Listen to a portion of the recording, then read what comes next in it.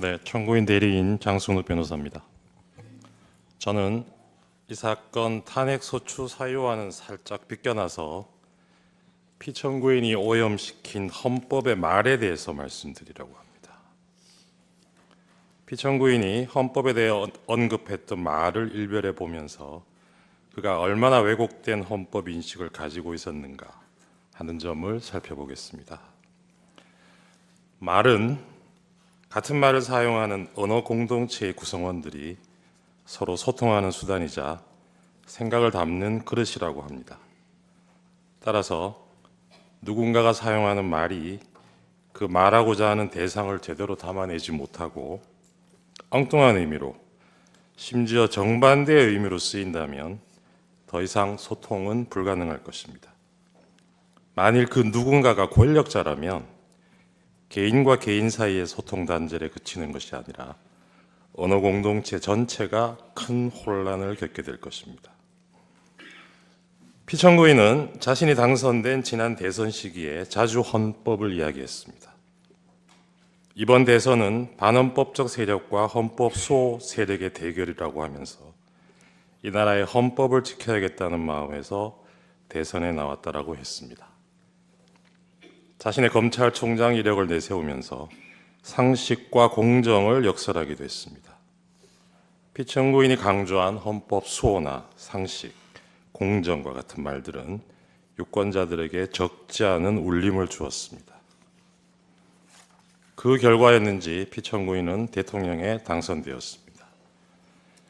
대통령 취임식에서 피청구인은 나는 헌법을 준수하고로 시작하는 대통령 선서를 하였습니다. 이어진 취임사에서 피청구인은 민주주의 위기의 원인으로 반지성주의를 지목하면서 그 극복 수단으로 합리주의와 지성주의를 말하기도 했습니다.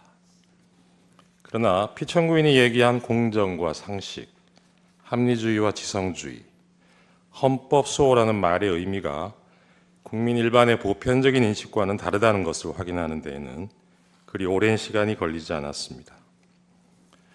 피청구인이 대통령으로 취임한 지 넉 달쯤 되었을 무렵입니다.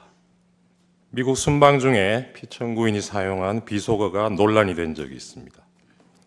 이후 대통령실은 그 논란을 집중 제기했던 특정 언론사 기자의 전용기 탑승을 배제하는 조치를 하였습니다. 이에 대해서 피청구인은 대통령의 헌법 수호 책임의 일환이라면서 부득이한 조치라고 했습니다. 헌법이 보장하는 언론의 자유를 탄압하면서 헌법 수호를 내세운 것입니다. 이후로도 피청구인의 반헌법적인 언사는 지속적으로 반복되었습니다. 2022년 10월경에는 적대적 반국가 세력과는 협치가 불가능하다고 했습니다. 협치의 대상인 야당을 적대적 반국가 세력이라고 규정한 것입니다. 2023년 광복절 경축사에서도 우리 사회를 자유민주주의와 공산전체주의로 갈라진 분열적 상태로 규정하면서 사실상 진보적 시민사회와 야권을 싸잡아 반국가 세력, 공산전체주의 세력이라고 낙인 찍었습니다. 이후로도 정부나 대통령의 비판적인 세력을 자유민주주의에 반하는 것으로 보고 이들을 척결 대상으로 삼겠다는 피청구인의 인식은 갈수록 강고해졌고 그의 언어는 더욱 강팍해졌습니다. 피청구인의 이러한 언행에 민심이 등을 돌린 것은 당연한 일이었습니다. 2024년 4월 총선에서 국민들은 피청구인의 독단적인 국정 운영에 대해 냉엄한 심판을 하였습니다. 그러나 그러한 총선 결과를 받아들고도 비판 세력에 대한 피청구인의 태도는 달라지지 않았습니다. 오히려 선거 결과를 부정선거의 탓으로 돌리려는 망상을 키워온 것으로 보입니다. 피청구인은 급기야 종북 반국가 세력을 척결하겠다면서 45년 만에 비상계엄을 감행하기에 이르렀습니다. 12.3 그날 대국민 담화를 필두로 피청구인은 일련의 어지러운 말들을 쏟아냈습니다. 그날 밤 담화문에서 피청구인은 야당의 입법 독재가 헌정 질서를 짓밟고 있다고 했고 내란을 획책하는 명백한 반국가 행위라고 규정했습니다. 국회는 범죄자 집단의 소굴이 되었고 자유민주주의 체제를 붕괴시키는 괴물이 되었다고 했습니다. 그러면서 폐악질을 일삼은 만국의 원흉, 파렴치한 종북 반국가 세력들을 일거에 척결하고 자유헌정 질서를 지키기 위해 비상계엄을 선포한다고 했습니다. 피청구인이 말하는 자유헌정 질서, 즉 자유민주적 기본 질서의 핵심 요소는 복수정당제 하에서 야당으로 대표되는 정치적 반대파를 존중하고 보호하는 것입니다. 피청구인은 대국민 담화에서 존중과 보호의 대상인 이들을 척결하겠다고 했습니다. 이것은 자유민주적 헌정 질서를 파괴하겠다는 것과 다를 바 없습니다. 그런데도 이 대목에서도 피청구인은 자유민주적 헌정 질서를 지키기 위해서라고 강변했습니다.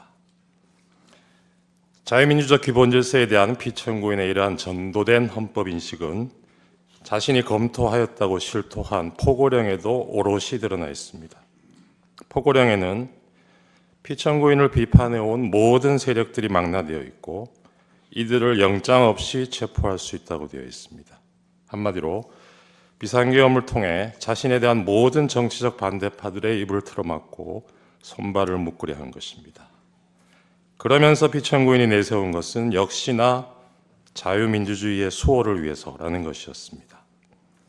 존경하는 재판관님, 12.3 비상계엄은 1987년 민주화 이후 차근차근 내디뎌 온 민주공화정의 도정을 물어 돌리려는 것이었습니다.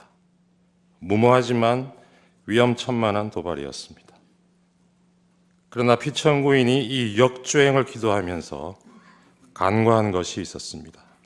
그것은 바로 우리 국민들이 온몸으로 저항의 민주주의를 지켜내는 과정에서 체득하고 어느새 DNA에까지 각인된 우리가 주권자라는 시민의식이었습니다. 피청구인이 내팽개친 헌법 수호자로서의 책임을 국민들이 자임하고 나섰던 것입니다.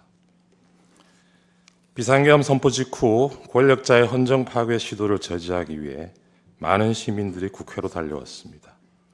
그 모습은 대한민국의 주권은 국민에게 있고 모든 권력은 국민으로부터 나온다는 헌법 제1조가 현실에서 작동하는 것을 확인시켜주는 감동적인 장면이었습니다. 이날 우리는 살아 숨쉬는 헌법의 실체를 온몸으로 느끼는 실로 역사적인 체험을 한 것입니다. 이러한 경험은 앞으로 설령 독재를 꿈꾸는 또 다른 몽상가의 또 다른 헌법 파괴 시도가 있더라도 그로부터 민주공화국을 지켜내는 원동력이 될 것이라 믿습니다. 탄핵 결정이 나온 후에 우리 사회가 분열과 혼란을 겪을 것이라고 걱정하는 사람들이 적지 않습니다. 그러나 주권자가 헌법을 지켜낸 우리의 경험은 그러한 혼란을 극복하는 과정에서도 많은 지혜를 줄 것입니다. 따라서 그 혼란의 시간은 길지 않을 것입니다.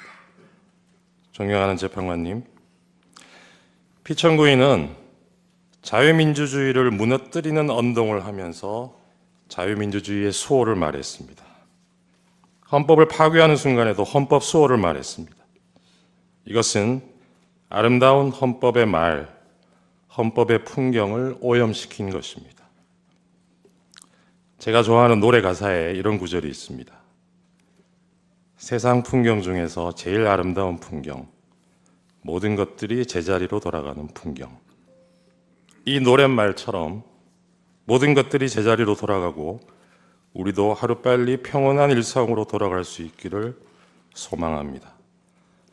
저는 그 첫 단추가 권력자가 오염시킨 헌법의 말들을 그 말들이 가지는 원래의 순수한 의미로 돌려놓는 데서 시작되어야 한다고 믿습니다. 국민과 함께 이 사건 탄핵 결정문에서 피청구인이 오염시킨 헌법의 말과 헌법의 풍경이 제자리를 찾는 모습을 꼭 보고 싶습니다. 감사합니다. 자, 그러면 지금부터 잠시만 주목해 주시기 바랍니다. 제가 구독자분들을 위해서 선물 하나를 준비했는데요. 제가 항상 여러분들께 드리는 말씀이 있습니다. 뉴스만 평소에 잘 챙겨보셔도 돈이 되고 돈을 벌 수 있다라고 말씀을 드렸는데요. 여러분들은 여기 보시는 삼성전자 뉴스를 보고 어떤 생각이 드세요? 아니면 정치인들의 뉴스, 날씨 뉴스를 보고는 어떤 생각이 드시나요? 그냥 뉴스만 보고 끝내는지 아니면 이 뉴스를 어떻게 이용할 수 있는지 이 부분을 고민하고 계시는지를 되물어보고 싶습니다. 그 이유가 뭐냐 하면 제가 지난번에 여러분들께 뭐라고 말씀을 드렸었죠? 지금은 반도체 섹터를 눈여겨보셔야 한다고 말씀드렸습니다. 그리고 나서 이런 썸네일들 뉴스를 통해서 많이 보셨을 겁니다. 반도체 내용이 이슈가 됐을 때 부자들은 어떻게 생각한다? 반도체 관련주들은 뭐가 있는지, 어떤 종목이 가장 좋은지, 어디에 투자해야 돈이 몰리는지 자연스럽게 생각한다고 제가 말씀을 드렸죠. 그 이유가 뭐냐 하면 부자들이 봤을 때는 이슈가 곧 돈으로 이어지고 그 이슈가 나에게 돈을 벌어준다는 경험적 확신이 있기 때문에 부자들은 항상 이런 사회적 이슈를 관심 있게 챙겨본다고 제가 말씀을 드렸습니다. 이번에도 마찬가지인데요. 제가 지난번에 시청자분들과 함께하는 주식으로 수익 내기 이벤트를 진행했었죠. 당연히 100% 무료로 진행을 했었고요. 여기 보시면 아시겠지만 제가 지난번에도 구독이라고 보내주신 모든 시청자분들께 반도체 관련주 중에 가장 크게 급등할 딱 한 종목, 많은 종목도 아니라 한미반도체 한 종목을 여러분들께 추천드렸어요. 그러면서 여기 나와 있는 대로 정확히 얼마에 매수해야 하는지, 그리고 수익률이 어느 정도 나왔을 때 팔아야 하는지를 이런 부분들까지 여러분들에게 정확히 알려드렸었는데 지금 실제로 어떻게 되었다? 오른쪽을 보시면 아시겠지만 제가 지난번 문자 발송으로 이 한미 반도체를 소개해드리고 나서 실제로 이렇게 5배 이상 어마무시한 상승이 나왔습니다. 100만 원만 투자를 했어도 무려 500만 원이 넘는 수익금이 생긴 거죠.